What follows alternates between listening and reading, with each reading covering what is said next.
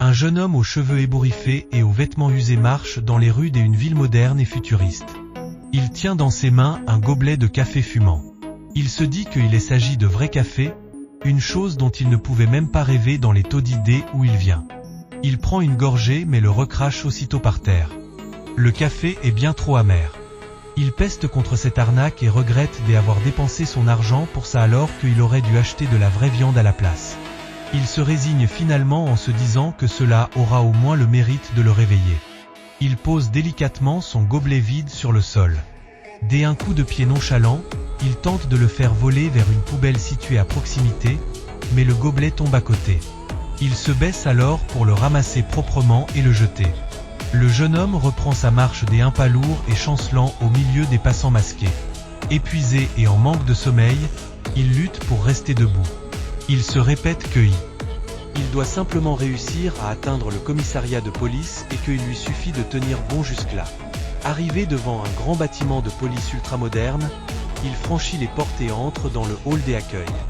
Un policier derrière le comptoir le remarque et lui demande s'il est perdu. Le jeune homme le regarde d'un air grave et lui annonce qu'en vertu de la directive spéciale numéro 3, il vient se constituer prisonnier en tant que porteur du sort cauchemar. Le policier en reste abasourdi. Soudainement pris de panique, le policier se lève en sursaut et déclenche l'alarme du poste, déclarant immédiatement une alerte de code noir. Le jeune homme révèle ainsi qu'il est un infecté du sort cauchemar. Ce phénomène étrange est apparu pour la première fois il y a plusieurs décennies. Au départ, cela ressemblait simplement à une maladie provoquant une fatigue chronique et une somnolence constante. Cependant, lorsque les victimes ont commencé à sombrer dans un sommeil sans fin, le monde entier a pris conscience du danger. Ce phénomène a été nommé le sort cauchemar, et s'avérant être bien plus qu'une simple maladie, mais plutôt une forme de magie ou de malédiction. Ceux qui mouraient pendant leur sommeil se transformaient en monstres effrayants appelés créatures du cauchemar. Ces monstrueuses créatures se sont mises à chasser les humains sans distinction. Même la puissance de feu lourde et la technologie de l'armée restaient totalement inefficaces contre elles. Rapidement, le monde s'est retrouvé plongé dans le désespoir et le chaos le plus total. Mais c'est alors que certaines personnes endormies ont commencé à se réveiller. Il s'agissait des infectés qui avaient réussi à survivre aux épreuves terrifiantes à l'intérieur du cauchemar. Devenus des éveillés, ils ont obtenu des pouvoirs miraculeux qui leur ont permis de repousser les monstres et de restaurer une apparence de paix. Au fil du temps, ces éveillés sont devenus l'unique espoir de l'humanité, s'imposant comme des gardiens protecteurs et instaurant un nouvel ordre mondial. Pour anticiper le risque que des étudiants soient infectés à leur tour, les écoles ont commencé à enseigner le combat et les compétences de survie. Les plus riches ont même commencé à dépenser des immenses fortunes pour préparer leurs enfants afin qu'ils reçoivent un entraînement spécial pour devenir des éveillés.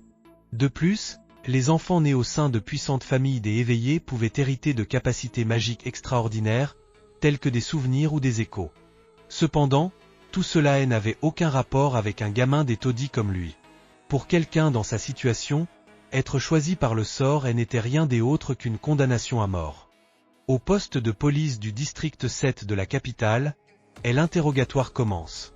L'officier lui demande son nom. Le jeune homme répond qu'il s'appelle Sunless, mais que les gens le surnomment Sonny.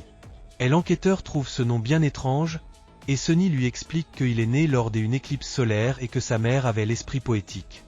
L'officier lui demande ensuite s'il souhaite contacter sa famille. Sonny répond froidement qu'il n'a personne à prévenir et qu'il va bien.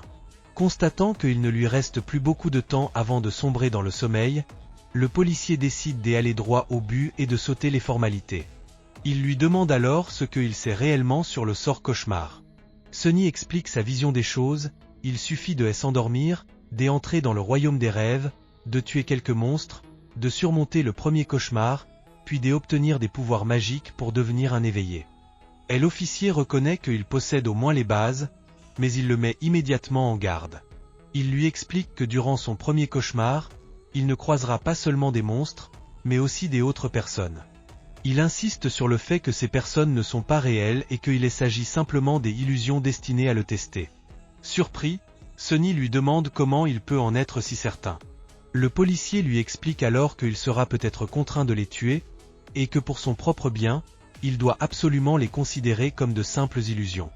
L'officier poursuit ses conseils en lui expliquant qu'au moment exact où il entrera dans le cauchemar, il devra immédiatement vérifier ses attributs et son aspect.